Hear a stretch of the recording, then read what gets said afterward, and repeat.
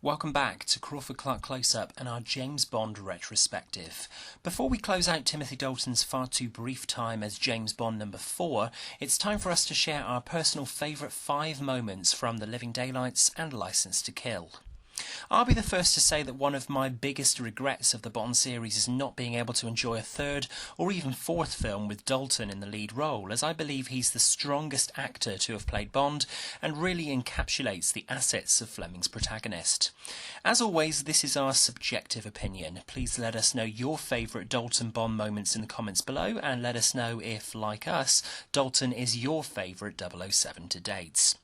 Time for the housekeeping. Come and find us on Facebook and follow us on Twitter. Just search for Crawford Clark Close-Up. You can drop us an email to crawfordclarkcloseup@gmail.com with suggestions for future reviews or ways that we can improve the channel.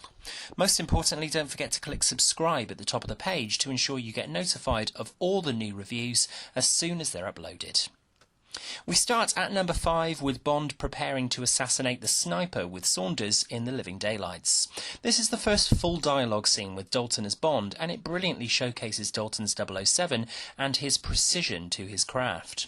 He's chided by Saunders, but holds his own as he understands Koskov chose Bond to assist in his defection to the West because Bond is considered the best.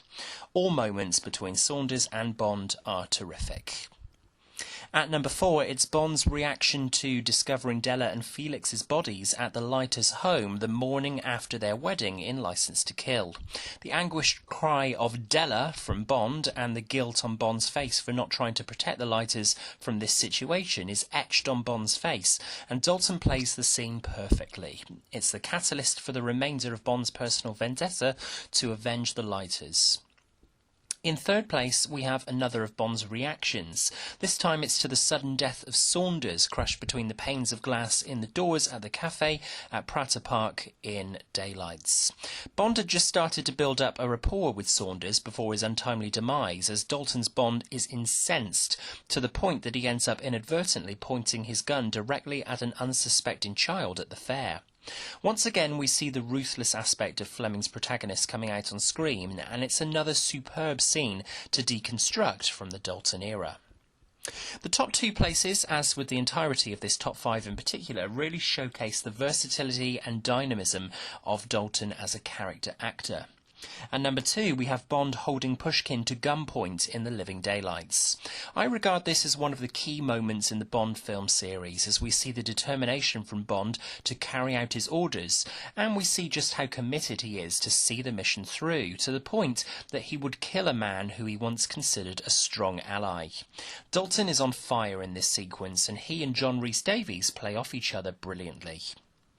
Narrowly pipping it to the post for our top Dalton moment, however, is the look of satisfaction and exhaustion on Dalton's face after he set light to Sanchez at the climax of Licence to Kill. It's easily the most satisfying Bond versus villain showdown in the whole series, and Bond getting Sanchez to look at the engraving on the lighter from Della and Felix and realise what Bond's motivation was to get inside Sanchez's organisation and reduce him to nothing before he flicks the lighter is a breathtaking sequence that truly establishes Dalton as the greatest Bond. So those are our favourite Dalton Bond moments, and it's with a heavy heart that we say goodbye to his interpretation of James Bond.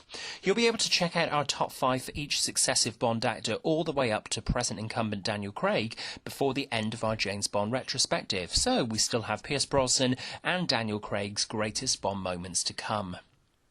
To concur once again with Cary Edwards' essay assessment on Timothy Dalton's time as Bond, Dalton remains my favourite Bond, the only one, I believe, to capture the true nature of Fleming's creation as it was on the page, the mixture of cynicism and ennui Fleming named acidy. Fleming wrote about a professional killer who coped with life through a mixture of cigarettes, alcohol and love affairs. It was not an ironic creation, more a heightened version of Fleming's own identity and fantasies.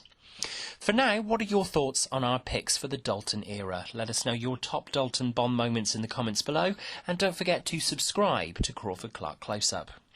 Before we hit the Brosnan Bond movie reviews, we've got some special Bond ranking videos on the way.